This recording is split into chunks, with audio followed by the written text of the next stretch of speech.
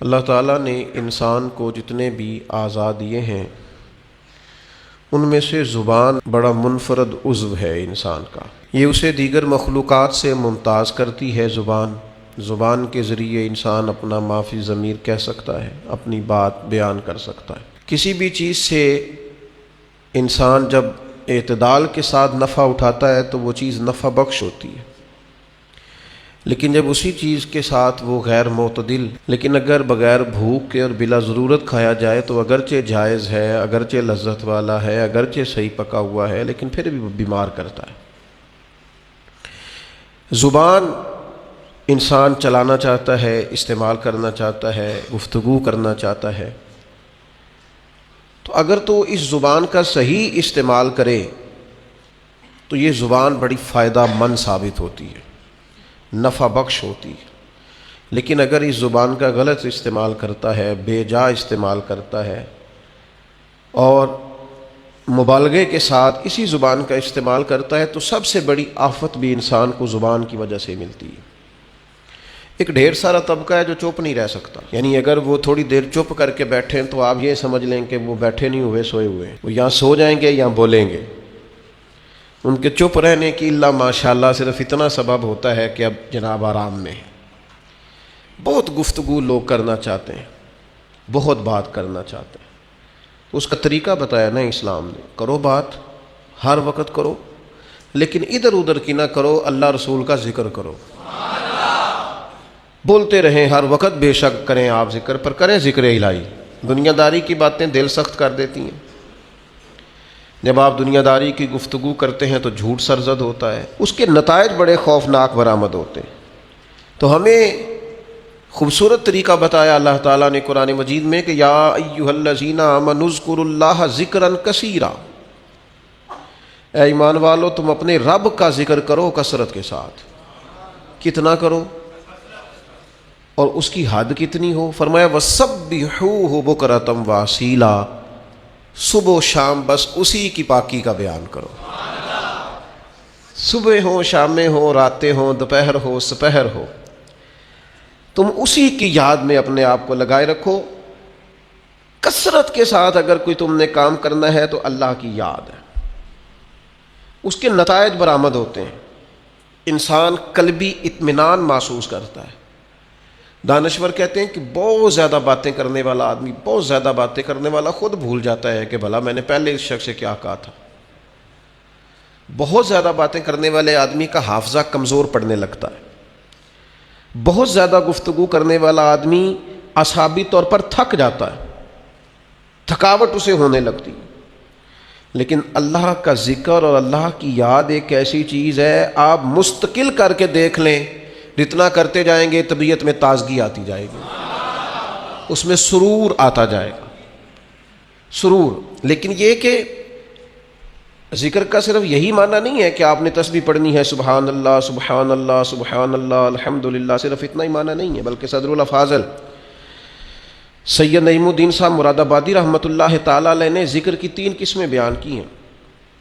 فرماتے ہیں ایک ذکر ہے ذکر لسانی، کہ تم اپنی زبان سے اللہ کو یاد کرو۔ یہ ذکر لسانی ہے کہ تم نے زبان سے اس کی تسبیح پڑھی، تحمید پڑھی، تکبیر کہی، مختلف اوراد و وظائف پڑھے، تلاوت قرآن مجید کی، پھر دعائیں پڑھی، سونے کی دعا، اٹھنے کی دعا، کھانا کھانے سے قبل دعا، کھانے کی تکمیل پر دعا، سیڑھیاں چڑھتے وقت اللہ اکبر کہا، نیچے اترتے وقت سبحان اللہ کہا، پانی پیتے وقت بھی تم نے بسم اللہ شریف پڑھی، کوئی بھی خیر کا کام کرتے وقت تم نے اللہ کا ذکر کیا، تو یہ ذکر لسانی ہے، یعنی زبان سے ذکر۔ دوسری قسم ذکر قلبی کی، تمہارا دل ذاکر ہو جائے۔ وہ جو ذکر قلبی ہے نا، اس میں شکر بھی شامل ہے، یعنی انسان اپنے اوپر خدا کی نعمتیں دیکھتا جاتا ہے اور اس کا دل اسے عاجزی کی طرف لاتا جاتا ہے، وہ موم بتی کی طرح ڈھلتا جاتا ہے، اس کا دل بار بار اسے کہتا ہے نہیں تھا تو اس قابل جو رب نے تجھے عطا کر دیا۔ بار بار اس کے دل سے ذکر جاری ہوتا ہے، بار بار اسے احساس ہوتا ہے کہ اگر تو یہاں نہ ہوتا تو پھر بتا کہاں ہوتا۔ بار بار اس کی طبیعت پر یہ بات غالب ہوتی ہے۔ پھر ذکر قلبی کا ایک معنی یہ بھی ہے کہ انسان تفکر کرتا ہے، غور کرتا ہے. جیسا کہ نبی پاک صلی اللہ تعالیٰ علیہ وسلم نے فرمایا دنیاوی معاملات میں جب بھی دیکھو اپنے سے نیچے دیکھو. وہ لوگ بھی دیکھو جو تم سے کم سہولیات رکھتے ہیں، تم سے کم سرمایہ رکھتے ہیں، دنیاوی طور پر تم سے پیچھے. یہ بھی ایک ذکر کی صورت ہے کہ تم جب دیکھو گے ایسے لوگوں کو کہ جو تم سے کمزور زندگی گزار رہے ہیں تو تمہارا دل ذاکر بنے گا، شاکر بنے گا، تمہاری طبیعت میں خیر آئے گی. یہ بھی ذکر قلبی کی ایک صورت ہے. اور پھر ذکر قلبی کی یہ بھی ایک صورت ہے کہ آپ مظاہر قدرت میں غور کریں. اللہ کے پیدا کردہ کائنات میں جو رب نے حسن پیدا کیا ہے، جو کیا شاندار جھیلیں ہیں، پہاڑ ہیں، وادیاں ہیں، ندیاں ہیں، بندہ دیکھتا جائے اور اللہ کی قدرت میں کھوتا چلا جائے. محو یہ بھی ذکر قلبی کی ایک کیفیت ہے کہ وہ محو ہوتا جائے، اس کا دل کہے کیا بات ہے، مالک نے جو بنایا ہے خوب ہی بنایا ہے. محو ہوتا جائے، قرآن مجید کی آیات میں غور کرے، اس کے نئے سے نئے مفاہیم پر توجہ کرے، نیا سے نیا ذائقہ اسے نصیب ہو. یہ ذکر قلبی کی کیفیات ہے. پھر وہ مراقبہ کرے، وہ دیکھے کہ یار کتنے میرے جرم ایسے تھے، کتنی میری خطائیں ایسی تھیں جن پر پکڑ ہو سکتی تھی، لیکن وہ کتنا مہربان ہے، اس نے درگزر بھی کیا، پردہ بھی رکھا، رحمت بھی فرمائی. ایک گناہ میرا ماں پیو ویکھے تو دیوے دیس نکالا، تے لکھ گناہ میرا مولا ویکھے پردے پاون والا. یہ بھی ذکر قلبی کی ایک کیفیت ہے، یہ بھی ایک صورت ہے اس کی. تو یاد رکھ لیے گا اور اس کو سمجھ لیجئے گا کہ ذکر ایک تو ذکر لسانی ہے، پھر ذکر قلبی ہے کہ آپ کا دل ذاکر ہو جائے. اور صوفیاء کہتے ہیں کہ یہ جو ذکر خفی ہم کراتے ہیں نا، کہ تھوڑا سا گردن جھکا کے دل پر توجہ کرو، یہ دھڑک نہیں رہا، یہ تو اللہ اللہ اللہ اللہ کر رہا ہے. اس پر غور تو کرو، یہ ہے تمہارے پاس پر یاد کسی اور کو کرتا ہے. یہ سینے میں تمہارے دھڑکتا ہے پر نام کسی اور کا لیتا ہے. یہ دل جو ہے نا، یہ اگر ذاکر ہو جائے اور یہ اللہ کی یاد میں لگ جائے اور احساس پکا ہو جائے کہ دل دھڑک رہا ہے تو اللہ اللہ کر رہا ہے، تو پھر تو لوگ سوئے بھی ہوتے ہیں تو ان کا دل اللہ کی یاد میں مصروف ہوتا ہے. پھر سلطان صاحب رحمۃ اللہ علیہ فرماتے ہیں جو دم غافل سوئی دم کافر، سانو مرشد ہو پڑھایا ہو، نفی اسبات دا پانی ملیا، تے ہر رگے ہر لا الہ نفی ہے، اللہ کے سوا کوئی معبود یہ نفی ہے. الا اللہ اسبات ہے کہ اللہ ہے، لا الہ اللہ کے سوا کوئی یہ نفی ہے، الا اللہ اسبات ہے. تو کہتے ہیں کہ نفی اسبات دا پانی ملیا، یعنی لا الہ الا اللہ کی ضربیں لگائیں، تے ہر رگے ہر جائی ہو، پھر اندر بوٹی مشک مچایا، میری جان پھلاں تے آئی ہو، پھلاں تے، یعنی اب میرا وجود اتنا ہلکا پھلکا ہو گیا ذکر کرتے کرتے کہ پھولوں کی طرح ہو گیا. نفی اسبات دا پانی ملیا تے ہر رگے ہر جائی ہو، تے اندر بوٹی مشک مچایا، جان پھلاں تے. تو پھر کہتے مجھے پھر یاد آیا کہ میں تو یہاں آ ہی نہیں سکتا تھا، چھوڑ کون گیا ہے؟ یہ ذکر پہ مجھے لگایا کس نے ہے؟ یہ میری توجہ کس نے کرائی ہے؟ کہتے ہیں جب میں پوری طرح پھول بن گیا تو پھر مجھے وہ موسن یاد آیا جس کی برکت سے میں یہاں آیا تھا. پھر بول کے کہنے لگے جیوے مرشد کامل باہو، جس اے بوٹی لائی ہو، وہ جیتا رہے، اللہ تعالیٰ اس کو آباد رکھے. الہی تا ابد آستانہ یار رہے، آسرا ہے غریبوں کا برقرار رہے. پھر دعائیں نکلنے لگ گئیں، جیوے مرشد کامل باہو جس اے بوٹی لائی.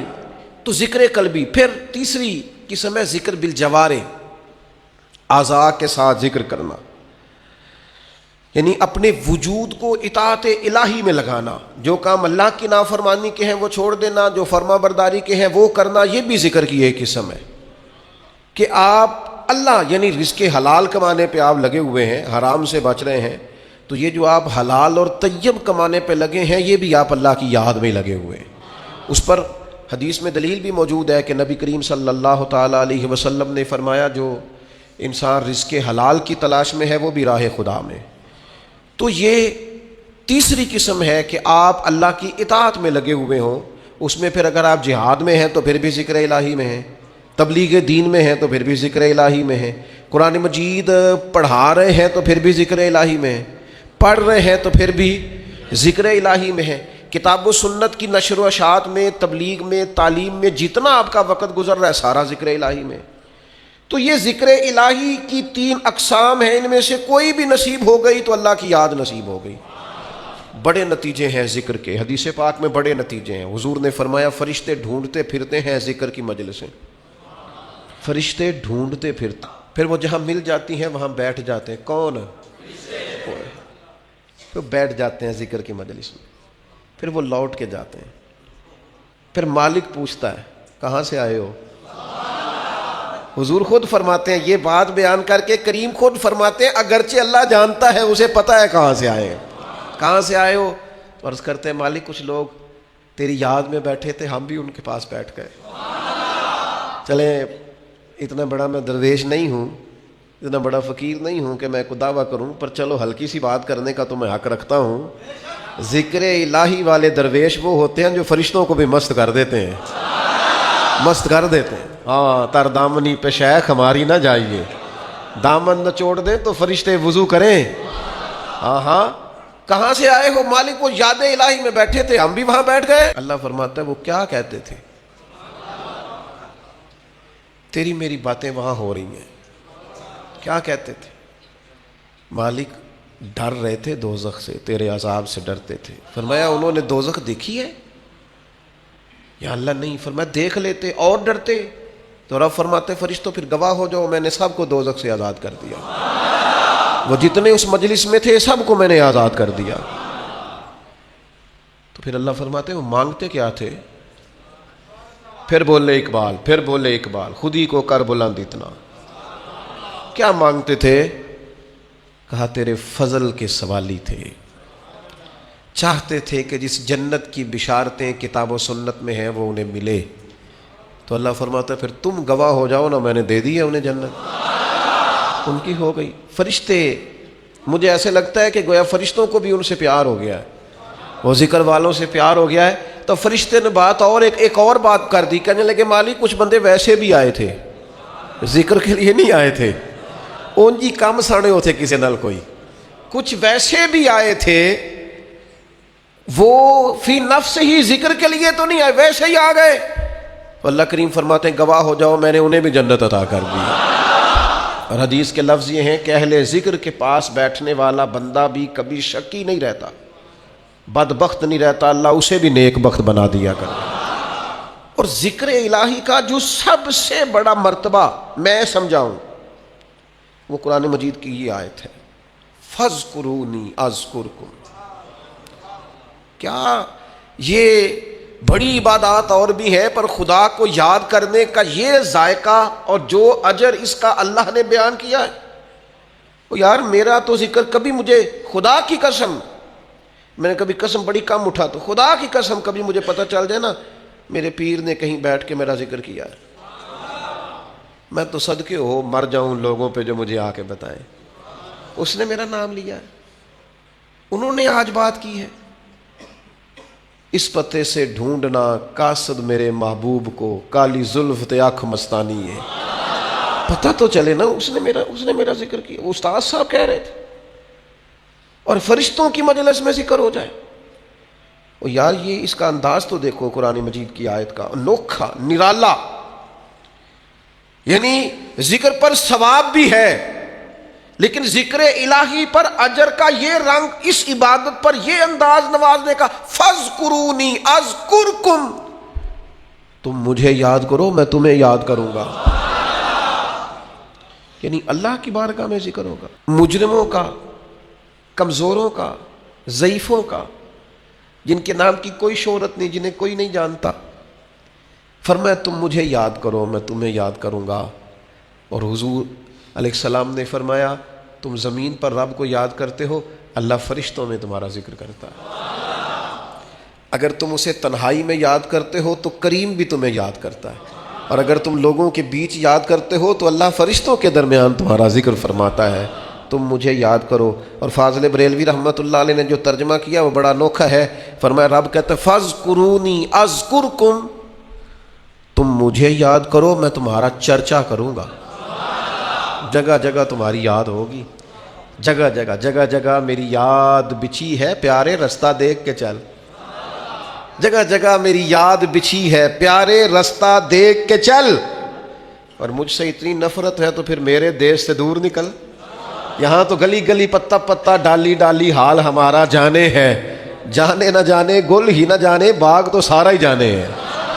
تو فرمایا تم مجھے یاد کرو میں تمہارا چرچا کر دوں گا. چرچا شرق و غرب میں صبح و شاموں میں تمہارا چرچا کر دیا جائے گا.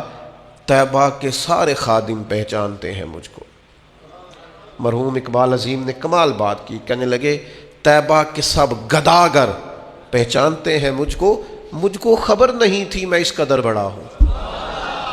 میں ذاتی طور پر بڑا چھوٹا آدمی ہوں اور کسی جگہ بھی کوئی ایسی صلاحیت نہیں رکھتا یا کوئی ایسا کارنامہ. یہ بہت سارے لوگ فون کرتے ہیں نا آپ کے ساتھ پوڈ کاسٹ کرنی ہے، تو میں کہتا ہوں میں نے انٹرویو وہ دیں گے جنہوں نے کوئی کارنامہ سر انجام دیا، تو ہم نے دیا نہیں، اس لیے کاہے کا انٹرویو، کچھ بھی نہیں. لیکن ایسی گلیوں سے ایسے کونوں سے گزرنے کا موقع ملتا ہے جہاں خیال ہوتا ہے کہ بھلا یہ لوگ ہماری بات کیسے سمجھتے ہوں گے. لیکن وہ کریم ہے نا، بندے کو بتاتا ہے کہ ابھی تو پورا فرما بردار نہیں، تو تیرے اللہ اللہ کرنے سے یہ انعام ہے، اور اگر تو پورا تابع دار ہو جائے تو یہ اللہ تعالیٰ انعام عطا کرتا ہے اگر تھوڑا سا بھی. میں آپ سے عرض کروں گا اپنے وقت کو ادھر ادھر کی باتوں میں نہ لگایا کریں. آپ زیادہ سے زیادہ اوقات ذکر الہی میں لگائیں، زیادہ سے زیادہ. مجھے بڑے دکھ سے یہ بات کرنی پڑتی ہے کہ ڈھیر سارے لوگ ایسے ہیں جنہوں نے اپنی طبیعت کو ذکر کا عادی نہیں کیا، تھوڑا سا بھی ذکر نہیں کر پاتے، باقی ساری گپ شپ ہی کرتے رہتے ہیں. تو اپنے آپ کو اس کا عادی بنائیں. کچھ تسبیحات، کچھ اوراد و وظائف. میں اکثر دوست سوچتا ہوں کہ جن وظائف کے نبی پاک علیہ السلام نے اتنے بڑے بڑے فضائل بیان کیے ہیں، لوگ ان کو بھی نہیں پڑھتے. لا حول ولا قوت الا باللہ العلی العظیم. حضور فرماتے ہیں یہ اللہ کے عرش کے خزانوں میں سے خزانہ ہے. بخاری مسلم میں حدیث ہے، فرمایا دو کلمے ایسے ہیں زبان سے کہنے آسان ہے، میزان میں جب تلیں گے تو وزن بہت زیادہ ہوگا. اور حبیبتان الی الرحمن، فرمایا یہ دونوں کلمے تمہارے رب کے محبوب ہیں، اللہ کو پیارے ہیں. یا رسول اللہ کون سے؟ فرمایا سبحان اللہ و بحمدہ سبحان اللہ العظیم. کتنی اللہ کے محبوب نے ان دو کلمات کی فضیلت بیان کی، پڑھتے ہی نہیں لوگ، توجہ ہی نہیں کرتے. سورہ حشر کی آخری 3 آیات نبی پاک علیہ السلام نے فرمایا تم صبح پڑھو شام تک 70,000 فرشتے تمہاری بخشش کی دعا کریں گے. ترمذی میں حدیث موجود ہے. اور صبح پڑھو گے تو شام تک، اور شام پڑھو گے تو صبح تک 70,000 فرشتے بیٹھے ہیں تمہاری بخشش کی دعا مانگ. لوگ وظائف پڑھتے ہی نہیں. یہ خانقاہی لوگ ہیں ہم، جو سب سے پہلا وظیفہ جو ہم دیتے ہیں یہ پہلا سبق ہوتا ہے الف با تا سا ہے. تو جس نے اس کی پابندی نہیں کی اس نے آگے کیسے بڑھنا ہے؟ پھر کچھ لوگ کہتے ہوتے ہیں خاص کوئی وظیفہ بتائیں، تو میں کہتا ہوں سب سے خاص وظیفہ کلمہ شریف کا ذکر ہے، کیونکہ حضور نے فرمایا افضل الذکر لا الہ الا اللہ. یہ سب سے افضل ترین ذکر ہے جو اللہ کو پسند. تو اب اذکار کریں، کچھ وقت بیٹھیں. مسنون ذکر یہ تسبیح فاطمہ جو پڑھی جاتی ہے نماز کے بعد 33 بار سبحان اللہ، اور وہ بھی برسبیل تذکرہ اذکار دو ذرا صحیح پڑھی جائے. بعض لوگ تو ایسے مجھے تو نہیں سمجھ آتی کیسے وہ پڑھ لیتے ہیں 33 بار سبحان اللہ سبحان اللہ سبحان اللہ. کچھ تھوڑا سا آپ وقت دیں اس کو. کوئی 33 بار کہنا کوئی مشکل کام ہے؟ الحمدللہ الحمدللہ تھوڑا تھوڑا آپ ٹائم دیں اس کو. اللہ اکبر کہیں ذرا تھوڑا رکیں. 33 بار کوئی مشکل کام ہے؟ اور فضیلت اس کی اتنی ہے کہ فرمایا اگر کسی کے گناہ سمندر کی جھاگ کے برابر بھی ہوں تو یہ تسبیح پڑھنے والے کہ اللہ گناہوں کو معاف فرما دیتا ہے. تو مسنون اذکار جتنے بھی ہیں، اور ہمارے تو شجرے میں جتنے ذکر لکھے ہیں نا ہمارے بزرگوں نے، وہ سارے وہی ہیں جو حدیث پاک میں موجود ہیں. سارے حدیث پاک والے وظائف اعلیٰ حضرت بریلوی رحمۃ اللہ علیہ ایک ایک پر ہم حوالہ پیش کر سکتے ہیں جو ہم شجرے میں دیتے ہیں. تمام احادیث میں توجہ نہیں کرتے آبا. میں آپ سے گزارش کروں گا بہت ساری باتیں ادھر ادھر کی کرنے کی بجائے کچھ وقت اذکار کے لیے لگائیں. لطف آئے گا آپ کو اگر آپ اذکار کریں گے, آپ چیزوں کو پڑھیں گے, آپ اس پر غور کریں گے, آپ کو ذائقہ نصیب ہوگا. تو اپنی طبیعت کو ذکر الہی کی طرف مائل کریں. اللہ تبارک و تعالی ہمیں سمجھنے کی توفیق عطا فرمائے.